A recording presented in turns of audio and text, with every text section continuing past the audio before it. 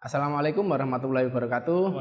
Baik sobat sehat, kembali lagi di Infus Informasi Ibnu Sina bersama saya Abdul Mundofar dari unit pemasaran dan PKRS RSUD Ibnu Sina Kabupaten Gresik. Kali ini saya akan berbincang-bincang dengan salah satu karyawan yang terpilih menjadi karyawan teladan di RSUD Ibnu Sina Kabupaten Gresik.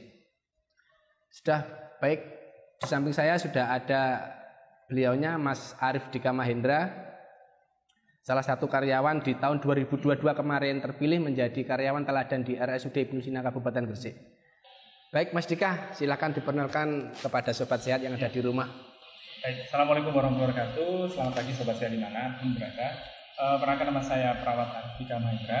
Sekarang saya bertugas atau berdinas di ruang perioperatif atau ruang instalasi udah sentral RSUD Ibnu Sina Kabupaten Gresik.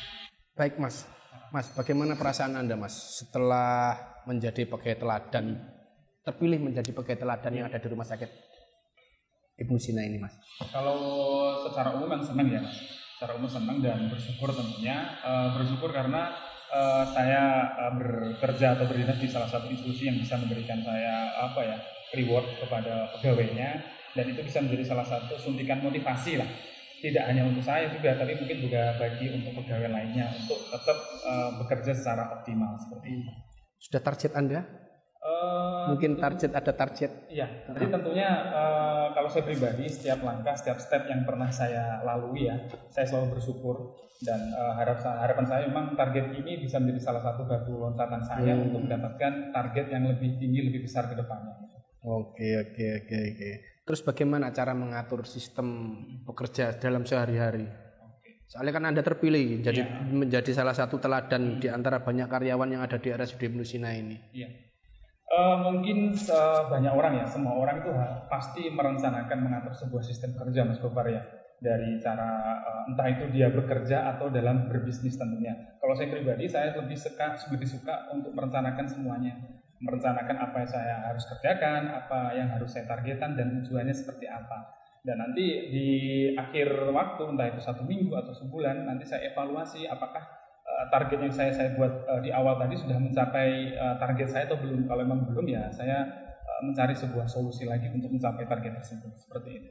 Baik Mas Dika, hal apa saja yang Mas Dika anggap penting dalam bekerja ini Mas Dika? Nah, untuk memotivasi teman-teman yang ada di karyawan yang ada di rumah sakit ini.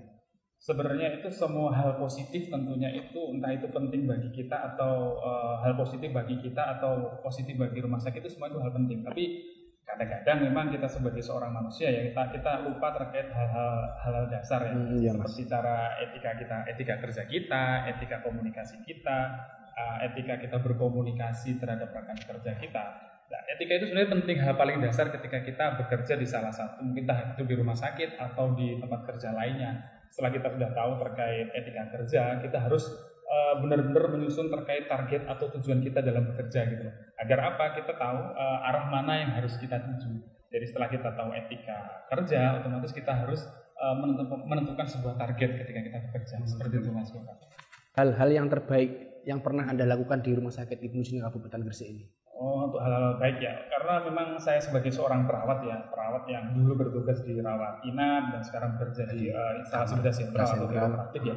Mungkin kebanyakan memang saya kebanyakan di pelayanan ya. Jadi semaksimal mungkin, sesempurna mungkin memang saya berikan yang terbaik asuhan keperawatan saya kepada pasien atau keluarga pasien. Dan tidak hanya itu juga, sebisa mungkin saya juga akan memaksimalkan kemampuan saya untuk rumah sakit, entah itu di bidang disemuakan Mas ya, di akreditasi atau di bidang inovasi atau kepanitiaan ya. Karena memang sejak awal itu Mas Gopar ya, saya masuk ke rumah sakit atau bekerja rumah sakit itu tidak hanya ingin kerja, tapi ingin lebih ke memaksimalkan potensi kita untuk rumah sakit, untuk perkembangan rumah sakit itu Mas Gopar. Untuk menurut Anda sendiri, menciptakan lingkungan yang nyaman atau menciptakan kenyamanan kepada teman-teman sekitar dalam bekerja Mas? Kalau terkait lingkungan nyaman, jadi lingkungan nyaman itu tercipta dari etika kerja kita terhadap rekan kerja kita. Masih dalam hal etika kita berkomunikasi dengan rekan kerja kita, dengan teman kerja kita. Kalau seumpama dalam komunikasi itu kita terjalin baik, ya otomatis lingkungan kita bekerja itu akan nyaman sendiri, akan saling mendukung, akan saling mendukung satu sama lain. Benar Mas, benar. Siap. Baik Mas Dika, bagaimana Mas Dika bekerja sama dengan teman-teman Mas Dika yang ada di kantor Mas Dika? Oke, jadi berhubung saya kan juga kerja di ruang perioperatif ya, atau ruang operasi, karena di situ juga banyak teman atau banyak partner ya, nggak cuma dari perawat, tapi juga ada dokter spesialis, ada apoteker dan tentunya untuk menjalin kerjasama itu tetap nyaman, otomatis yang terutama itu dari segi komunikasi ya, sikap kita terhadap sejawat kita atau kolega kita memang harus benar-benar kita jaga, jangan sampai komunikasi kita yang terlalu over mungkin akan timbul masalah nanti di kemudian hari. Itu salah satu cara menghindari masalah dengan teman-teman Mas ya. Kalau boleh ini Mas Dika memilih ini, silakan dipilih Mas Dika. Antara sempurna tapi telat atau biasa saja tapi tepat waktu Mas. Oke, sebenarnya pertanyaan itu berbeda situasi, otomatis jawabannya juga berbeda gitu. Iya Mas. Karena contoh di konteksnya di sini itu dalam pekerjaan saya sebagai seorang perawat ya, di sini otomatis saya berhubungan dengan pasien, dengan keluarga pasien tentunya. Saya akan memberikan yang sempurna untuk mereka karena ini berhubungan dengan layanan di rumah sakit kita gitu. Jangan sampai mereka kurang puas dengan servis atau layanan yang kita buat. Berarti ini semua tergantung situasi Mas ya? Tergantung situasi ya. Kalau situasinya itu berhubungan dengan kantor ya, mungkin antara hubungan kita dengan teman kerja atau dengan kepala kita, tentu saya pilih biasa tapi tepat waktu. Karena harapannya itu saya masih ada waktu untuk melakukan sebuah evaluasi dengan kerjaan kita, kerjaan saya di awal tadi gitu. Jadi nanti kalau memang ada kekurangan, saya bisa masih memiliki waktu untuk melakukan evaluasi dan mencari sebuah solusi kembali gitu Mas Bapak. Berarti biasa saja tapi tepat waktu Mas ya? Itu kalau konteksnya di dalam pekerjaan. Dalam pekerjaan. Tapi kalau layanan saya pilih tetap sempurna. Sempurna tapi telat. Harus sempurna, enggak telat, harus sempurna karena ini berhubungan dengan layanan untuk pasien kita. Mungkin sobat sehat yang ada di rumah juga kepingin tahu gimana sih cara Mas Dika ini menyelesaikan masalah yang ada di tempat kerja beliau. Bagaimana Mas Dika?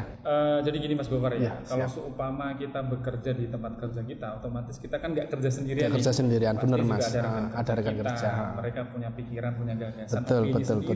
Jadi kalau seumpama ingin membuat menjadi satu gitu ya, tujuan itu otomatis ada masalah di situ pasti. Pasti ada timbul-timbul dari mungkin dari teman atau rekan kerja. Nah, itu pinter-pinter kita sebenarnya untuk menyelesaikan masalah itu. Kalau saya pribadi lebih ketika ada masalah lebih ke identifikasi masalah tersebut. Kira-kira permasalahan itu timbul dari personal, dari rekan kerja kita secara personal untuk mencari solusi itu Mas ya? Iya, ataukah itu secara sistem di ruangan kita atau unit kita.